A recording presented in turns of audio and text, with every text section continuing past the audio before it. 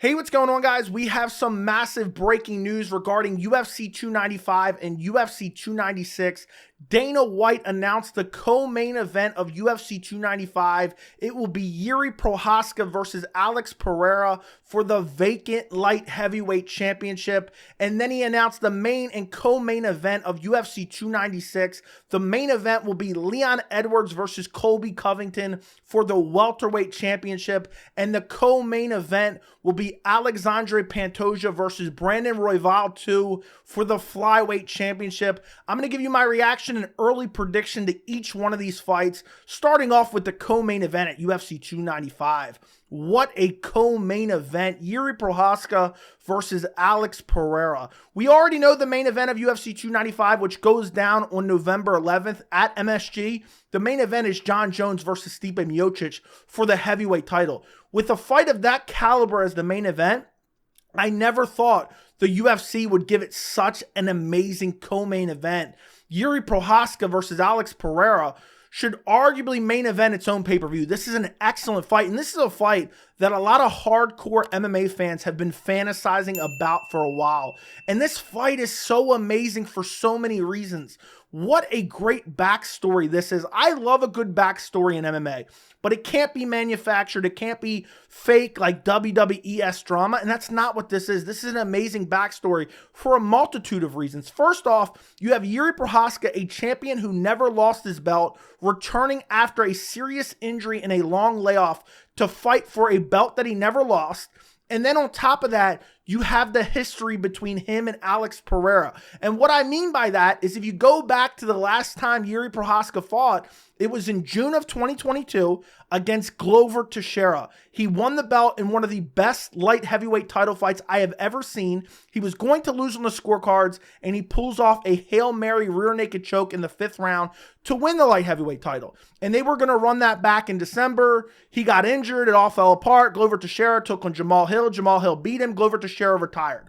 But the point I'm getting to is Glover Teixeira, one of his best friends and training partners, is Alex Pereira. So now Alex Pereira is trying to avenge his best friend and training partner and coach in Glover Teixeira, who lost his belt to Jiri Prochazka. This is a storyline fans have been kind of fantasizing about since Alex Pereira decided to move up to the light heavyweight division, and we're getting it in this fight. This is a great backstory. And this matchup itself, I mean, forget about the backstory, just a stylistic clash of Jiri Prochazka in his wild man pressure style versus the elite technical striking of Alex Pereira, that sells itself. But then on top of that, you have all these extra layers with the long layoff, returning to fight for the belt, and now he's fighting the training partner and protege of the guy he took the belt off originally last year. That makes for an amazing fight and an amazing buildup.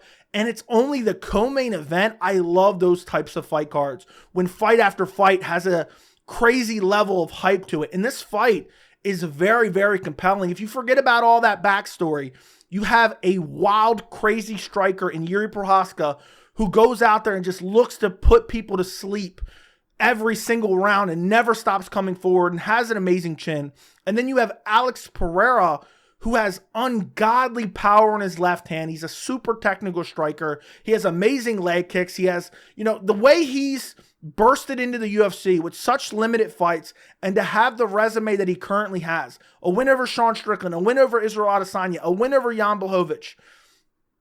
I mean, it speaks for itself. And the fact that we're getting this fight so soon, this is a fight that a lot of us have talked about over the past 6 months, but we didn't think it was going to happen anytime soon because you had Pereira, who had to get through Jan Blachowicz, who won a controversial decision over Jan Blachowicz back at UFC 291.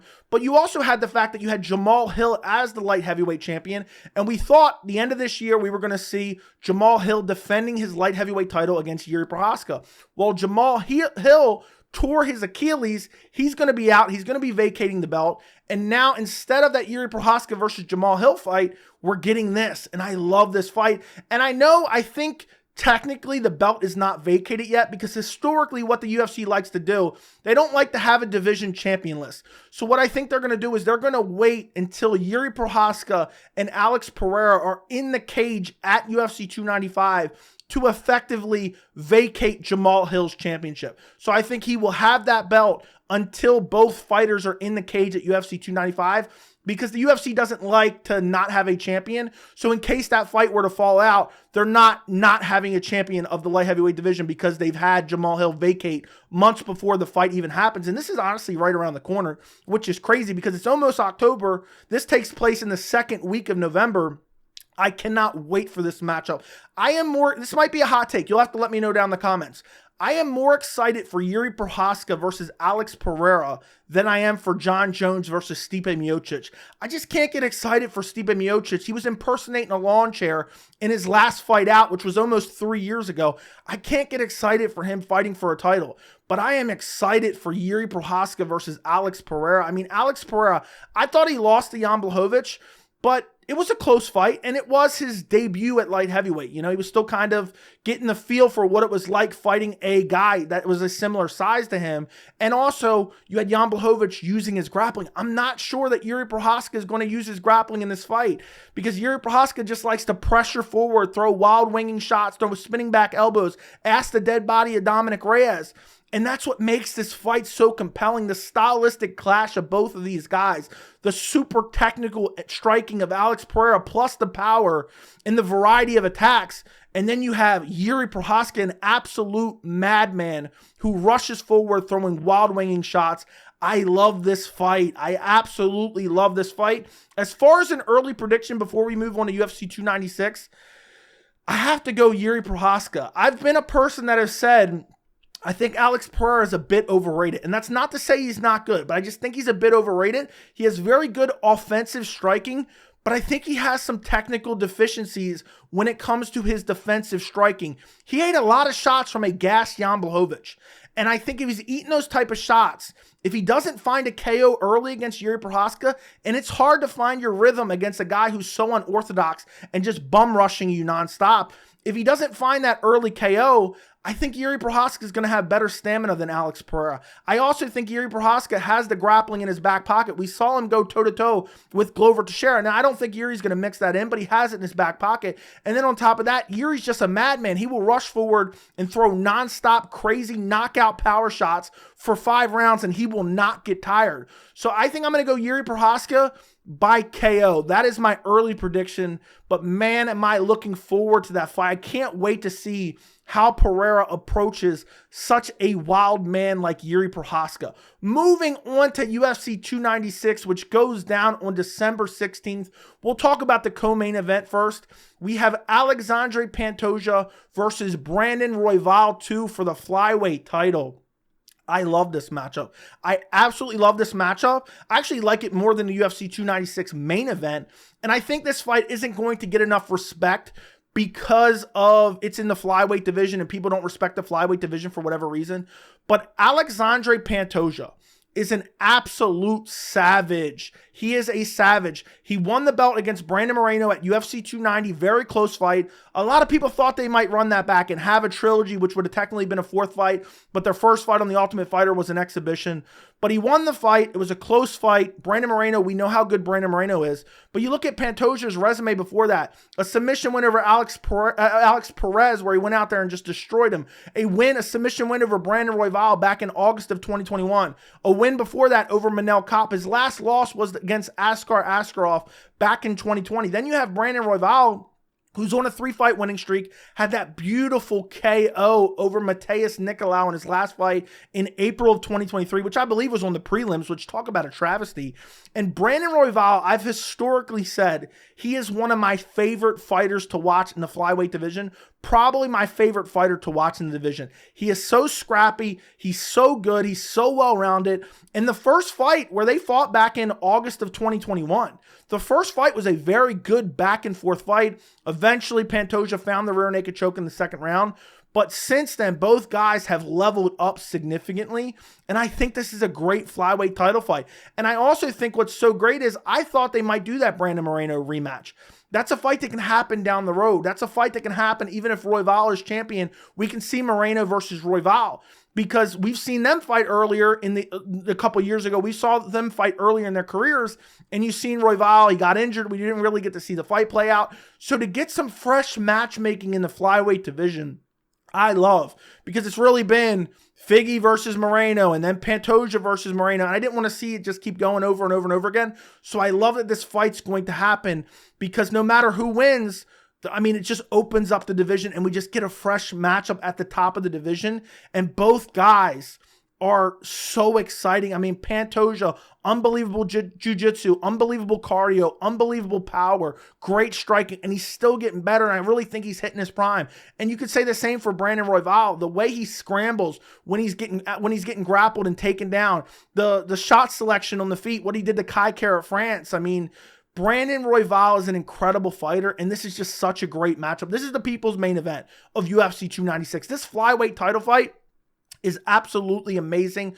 And it's a rematch, but at the same time, it happened, 2 years ago, a little over 2 years ago. By the time this fight happens, it'll be almost 2.5 years. It's a rematch that is warranted. There's a lot of rematches that aren't necessarily warranted, and the UFC just does it anyway. Brandon Royval has earned this shot.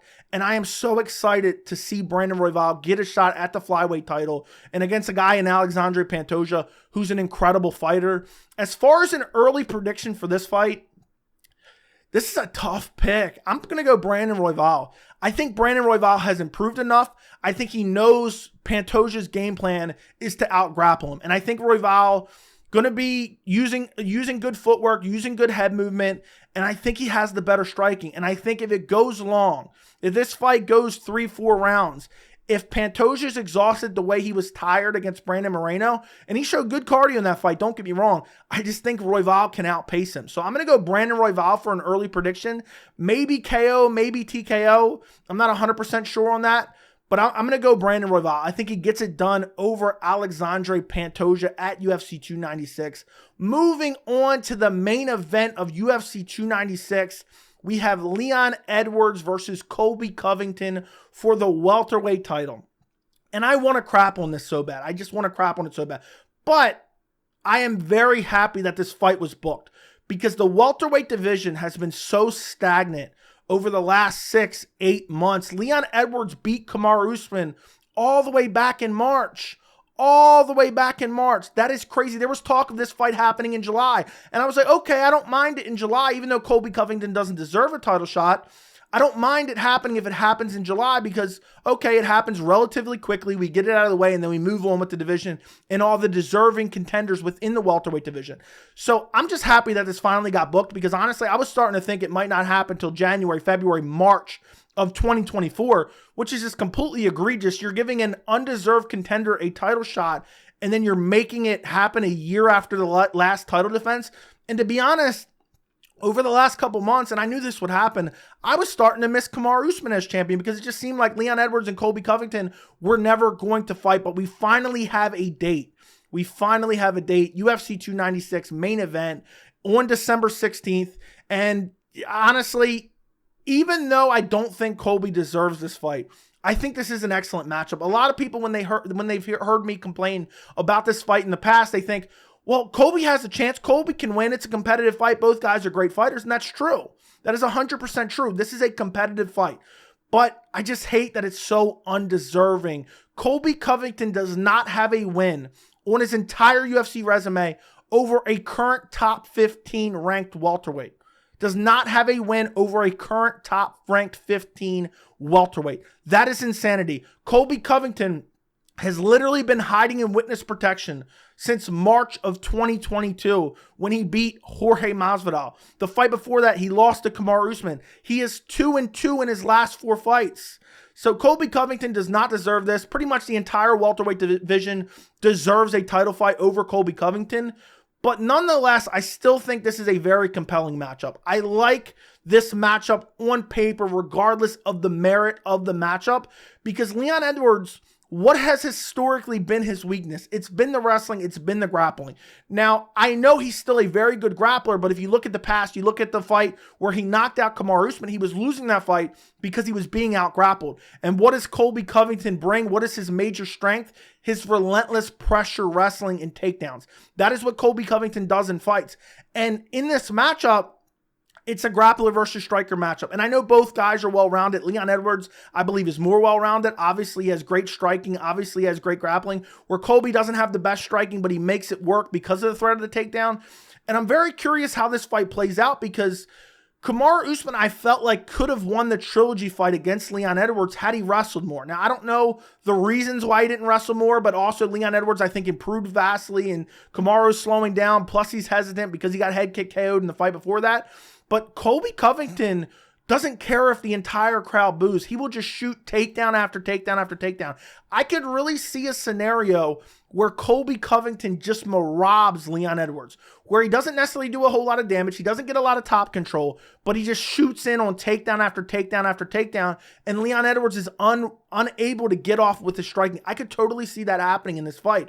And this is a matchup that I really think makes the welterweight division's future hang in the balance. Because to be honest, if Colby Covington wins this fight, the division's ruined. Because I don't think he's going to fight contenders. I don't think he's going to fight Bilal Muhammad. I don't think he's going to fight Shavkat Rakhmonov. I don't think it's going to happen. He's going to be calling out Nick Diaz. He's going to be calling out Conor McGregor. That's what Colby Covington will do if he wins this fight. So we have to have Leon Edwards win this fight.